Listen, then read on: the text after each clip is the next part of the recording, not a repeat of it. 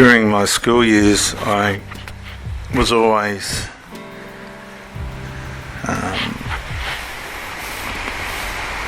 popular with the girls, as it were, during school and after school, and on the bus there and on the bus back.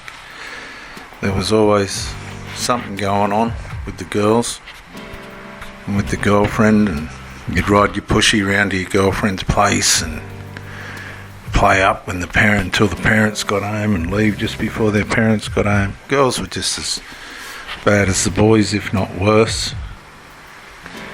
If you couldn't make it, they'd find someone else to get there. This was just female nature.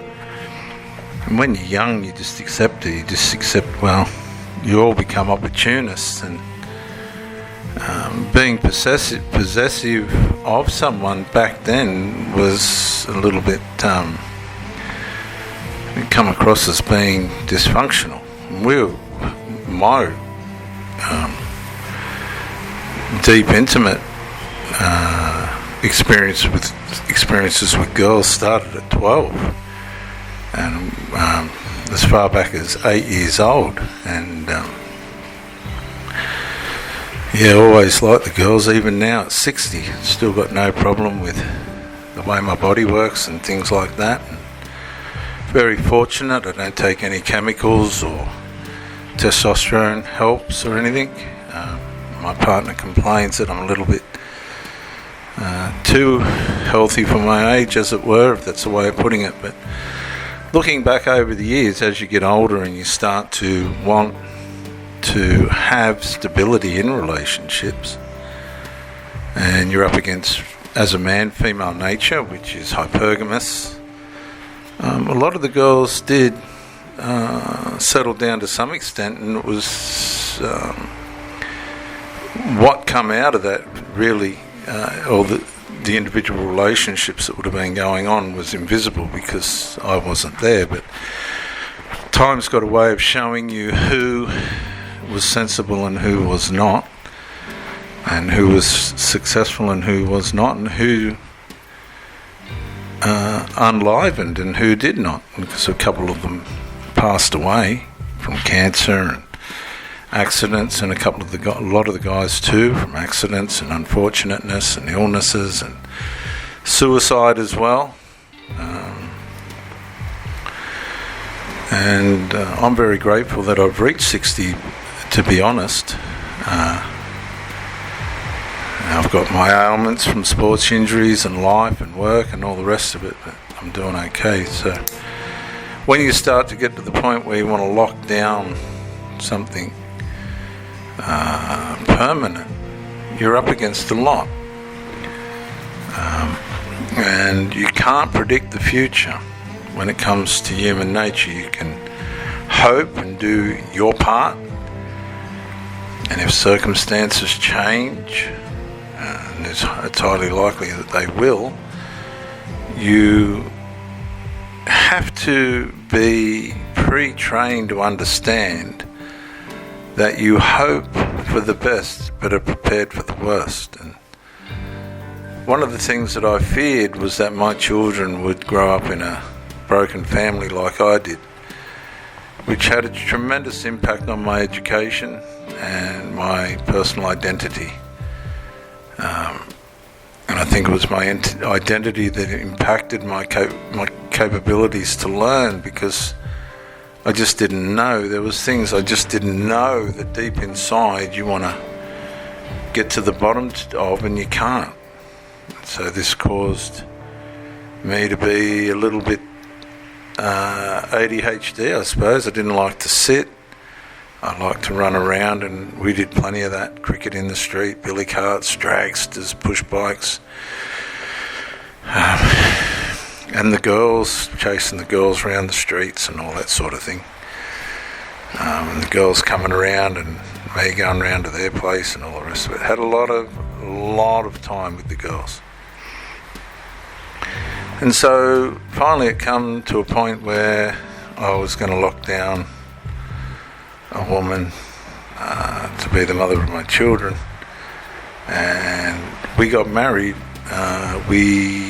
A bit of a long story, and I don't want to go into my Christian testimony, but we became Christians and wanted to honour that by getting married. I was never really keen on getting married after what I saw.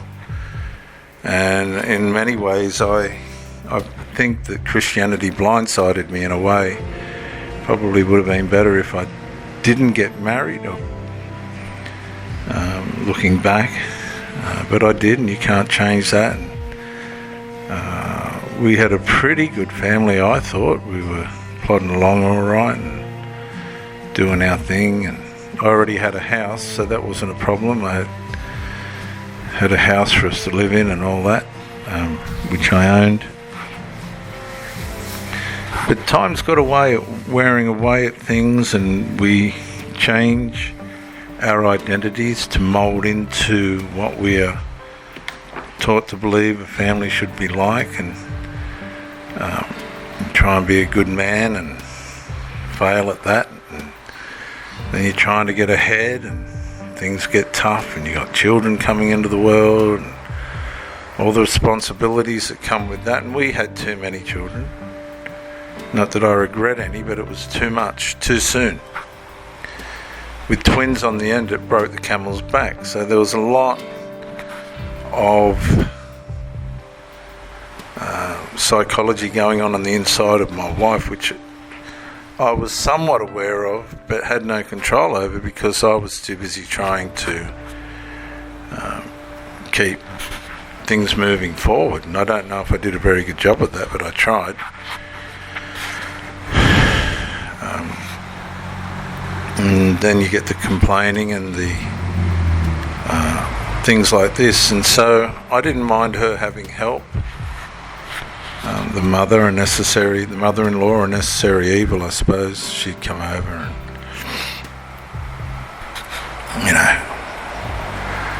but the relationship fell apart. It just fell apart. I noticed that she began to withdraw somewhat. She shielded herself with the children. She used the children as shields. Until eventually one day she met someone at the gym. She met a man at the gym, and that was the end of it from there. And it's not a matter of how well or how bad you perform. It's a matter of the weakest link. And I believe that I played my part to some extent in not meeting her needs, I suppose. And I definitely took a lot of time to examine that and try and correct what my flaws were and all the rest. I took accountability. But it was up to her to straighten out what was going on with her. And at that point, once somebody else come into the fray and she was going to pursue that, I acted pretty quickly. I wasn't a desperate or anything, and dissolved the marriage and paid her out. I met another woman pretty quickly because I like company, and that was fantastic, that relationship. She was great, but she ended up narcissizing as well. I guess she just got bored and lost her way. She narcissized. I ended up walking away from that despite the effort that was put into that. I realised from the loss of the marriage there's a point where a female will get to that you need to recognise that it's time for you to walk away. Okay?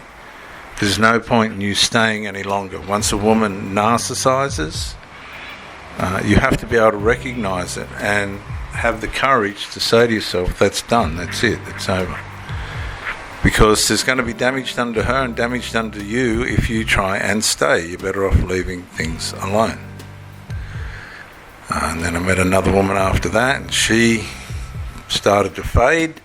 It was time for her to go. Then I met several other women, and then I met another woman after that, and she was in covert emotional incest, and that didn't work. And then the next one was in covert emotional incest with her adult sons, and that didn't work. And now I have an older woman, believe it or not, that's very active and alive for her age. It's pretty clear. She's a pretty clear kettle of fish at the moment, but you can only tell with time how things are going to work out. So I think men need to understand that there's no guarantee with female nature. And you have to be prepared to lose fairly. You have to learn how to lose. And if you're not prepared to do that, then you're better off just staying in the casual culture where supplies exchanged, intimate supplies exchanged. You basically live on your own for the most part, and they come and visit to get their supply and go away again. That never worked for me. I never really liked that. I like to nurture and produce post-intimate intimacy and all that sort of stuff. I like to perform to some extent, and the give, take, care and share and performance of being a part of a tribe. But I don't like interferences from children and that. I think a relationship's built up on two people, and outside of that the children are. But when children cross those boundaries because the parent hasn't been able to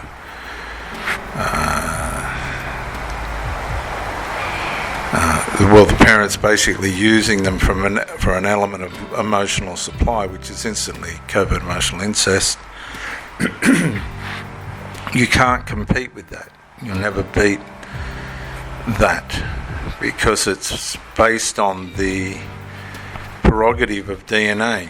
It's the DNA that gives its authority over everything else, and you're ultimately just a outsider outside the family. Usually 9 times out of 10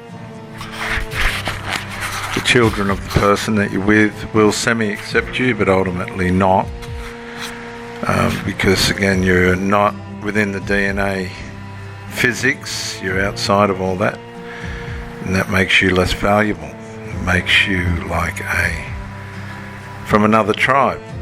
You have to accept that as well, and we see this all the time. So female nature, it lives in the moment for the most part. A lot of the time, if there's issues of resentment and this kind of thing, the woman will be manipulated by those poor attributes from within themselves, and a lot of them use that a way of healing that or dealing with that within themselves by jumping the fence. I guess it gives them a sense of revenge and a sense of value, because when we don't resolve issues, it devalues. It's narcissizing what's good,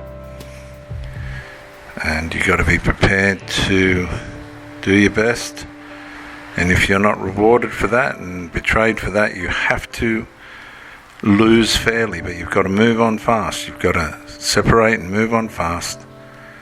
It is what it was, and it was what it is, and never ever go back.